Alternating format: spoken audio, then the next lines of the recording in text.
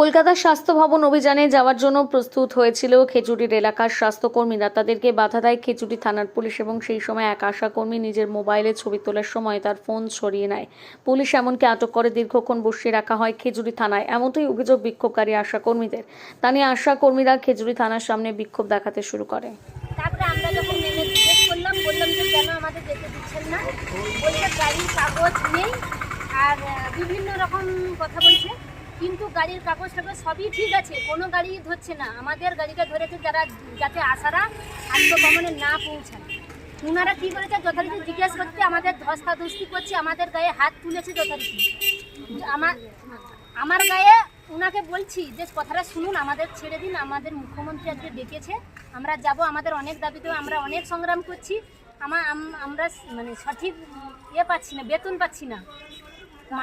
মাননীয় আজকে ডেকেছিলেন আমাদের, উনি বলেছেন যে আসুন, যে আমরা তোমাদের কথাগুলো শুনবো। উনি যদি শুনবেন তাহলে প্রশাসন দিয়ে আমাদের কেন এরকম পদ অবরোধ করা হলো, আমাকে একজন প্রশাসন অফিসার, উনি আমি ভিডিও করছিলাম, আমাকে ধরে আমার যথারীতি ফোন ছাড়িয়ে নিয়েছে, আমাকে মারধর করেছে, আরও অনেক আশা পিটায়ন করেছে। তাহলে উনারা ওই দিদির পরামর্শতে এসব করছে। আর উনারা কেন এই কাজটা করলেন, কি জন্য উনারা করলেন? আমরা তো দাবি, আমরা তো অন্যায় কিছু কাজ করিনি, আমাদের দাবিগুলো আমরা আপনাদের তো শুনেছি কর্মবিরতি চলছে। হ্যাঁ, তাহলে যদি এই কর্মবিরতি চালিয়ে যেতে হয়, আপনারা কর্মবিরতি চালিয়ে যাবেন।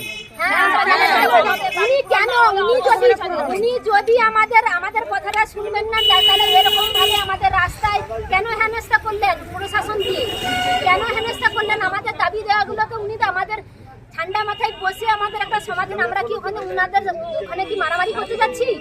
আমরা আন্দোলন করতে আমাদের দাবি দেওয়ানে যাচ্ছি। ওনারা বলবেন কি জন্য আমাদের গায়ে হাত তোলা হলো, কি জন্য আমাদের হাত তোলা হলো, উনি জবাব দিন। আর মুখ্যমন্ত্রীকে জবাব দিতেই হবে। আজকে শুধু আমাদের খেজুরির আসা না, প্রত্যেক জায়গায় অবরোধ করেছে, মারধর করেছে পর্যন্ত, তা কেউ যেতে পারছে না।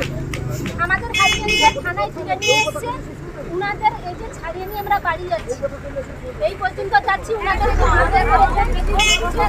আর আমাদের কর্মবিরতি লাগাতার চলবে। উনি যতদিন পর্যন্ত আমাদের দাবি না মানছে, আমাদের কর্মবিরতি চালিয়ে যাবো। উনি কি করবেন করুন, উনি কি করতেন না। পশ্চিমবঙ্গ আশা করি জিন্দাবাদ, জিন্দাবাদ। আমাদের মানতেই হবে।